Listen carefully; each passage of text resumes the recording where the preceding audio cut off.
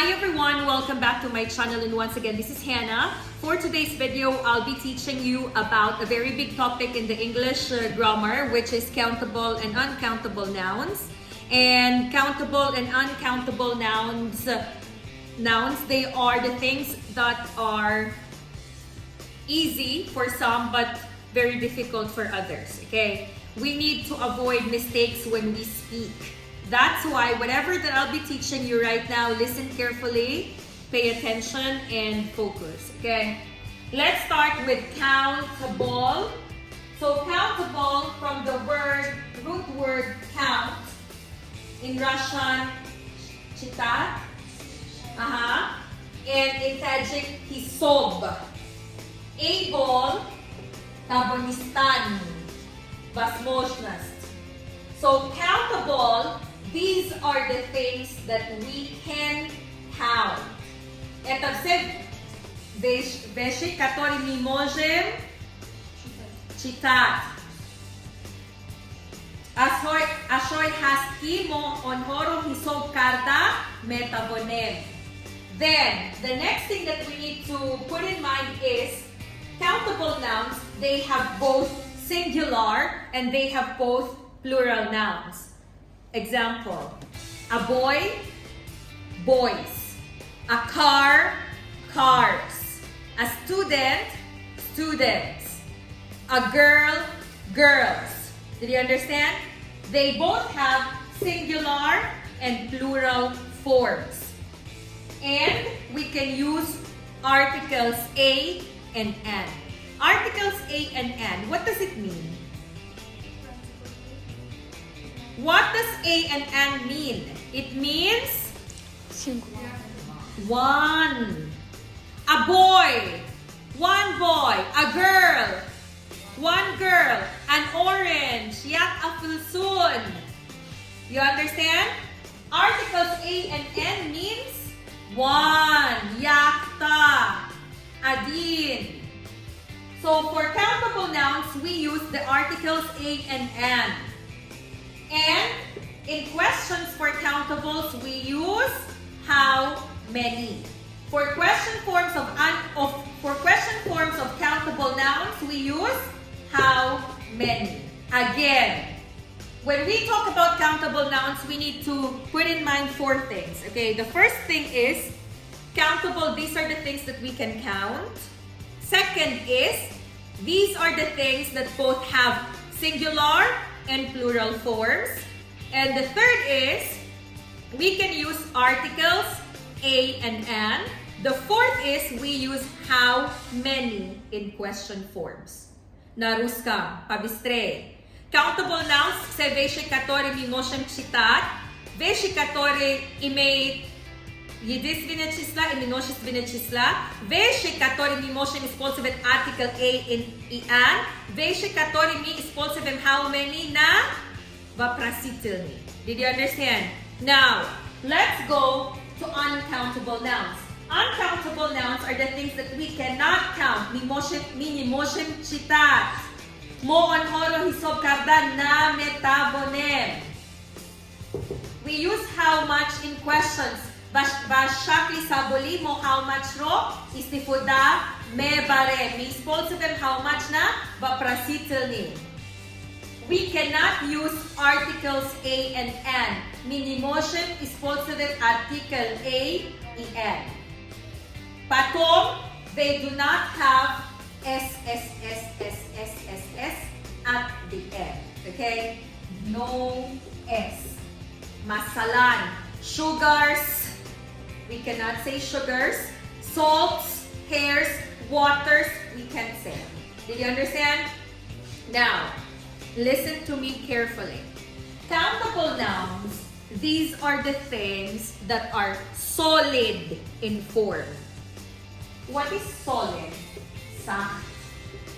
Example, table, solid. Door, solid. Did you understand? What else? Paper, solid. Everything that is there, we can touch, and it is sacht, tvordy, solid form. Did you understand? And these things are big, or normal in size. It is normal in size or it is big. Did you understand? And countable nouns are the things that we can see, we can touch, we can eat, we can taste. It is there. Did you understand? But uncountable nouns, these are the things that we cannot see. Example, feelings, love. Can you see love? Hey love, can I touch you? No. You can touch the person that you love, but you cannot touch love itself. Miss, skuchat, yod, kardan. Can you see, can you touch miss, love, care, anger, friendship? No. Did you understand? Friendship, naruska, drujba. Batojiki? Dosti. Can we touch friendship? No. But we can touch friends. You understand? Friend or friends, countable. Friendship, uncountable. Boyfriend, girlfriend, husband, wife, countable. Love, uncountable. You understand? What else? For uncountable, these are the things that we feel. Example, faith. What is faith? Vera. Imon, right? In Tajik. We cannot touch faith, we cannot see faith, but we feel it. It is inside of us. You understand? And uncountable, these are the things that are very, very, very, very, very, very, very small. Example, sugar, salt, rice, flour. Flour is or mukha. Flour. What else? Not water. I said maida. Pepper, sand, salt, sugar, and others. You understand what I mean, right? They are very small. Or they are the things that chaspidagi, they stick together. Let's say hair. Understood? Why? I have like this one. We cannot count it one by one. You understand? What else? Rain. Rain, you cannot count the droplets. Snow, you cannot count because they stick together. You understand what I mean? What else? Uncountable nouns are the things that are watery or liquids. Jibkast. Obi. Ob. You understand? Everything that is watery or liquids in form, it is uncountable. Water, beer, cola, oil. What else? What else? Think. Watery. Juice, sharbat, wine, alcohol, champagne, and others. Everything that is jidkas, liquids, watery. Understood? And put this in mind. Uncountable nouns, these are the things that we cannot buy or we cannot sell it if you will depart or detach it from something. Look, this is your lipyoshka or your bread. My favorite. Non-I non-boy. Okay? Nonigar, nonikonagi. You understand? This bread, how much is a bread? How much is Tajik bread now? 2 sumoni, 3 sumoni, right? If I send Mehrona to buy for me, nonigar, I non boy, 3 sumoni, it will be one like this, right? Can she sell half of it? Not anymore. You understand? So uncountable nouns, these are also the things that come in volume, na abyom, maksad. If you get it like this bread, you cannot sell it or you cannot buy it anymore by piece. You understand? Another example, meat. Meat. You bought 1 kilo of meat. Can you still cut it and sell it to others? No. You understand? Meat. Cheese. Cheese, the one that is vacuum cheese. if you buy this cheese, which I always buy for 10 sumoni, can I cut it and sell it to Metro na for 2 sumoni? Ikada kusok. Metro na yun eh. No.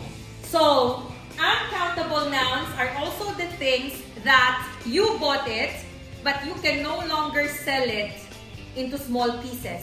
Maksad, masalan, cheese, butter, slivec ni masla. What else? Margarine, meat. Understood? Again, can you give me the things that come in volume? Bread. What else? Amina. Tolka что я сказала. Cheese. Lilo. Butter. Next.